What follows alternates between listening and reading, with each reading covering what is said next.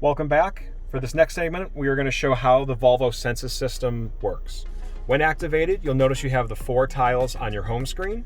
The navigation prompt will always be at the top so long as the vehicle is equipped, your media function, your phone for the purpose of Bluetooth, and then lastly, the bottom tile, which we can change depending upon the feature.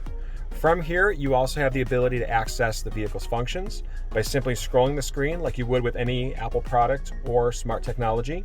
You'll notice all your various tiles are located on this screen as well. Anything green is typically defaulted as a safety item, meaning you have to make the effort to turn the item off. You can also then individually move the tiles if you want them to be in a certain order, for example. From there, you can then scroll towards yourself to bring up your different media functions at the top, as well as your connectivity to the Apple CarPlay and Android Auto, as we spoke about previously. Your home button at the very bottom always leads you back to the main screen. You can access your climate control, where you have the mannequin in the center, which lets you choose which air vents are being used, fan speed, temperature, heated seats, and such. And then lastly, from the home screen, you have your settings functions in the top corner, which really allows you to get in and personalize the car to your likings.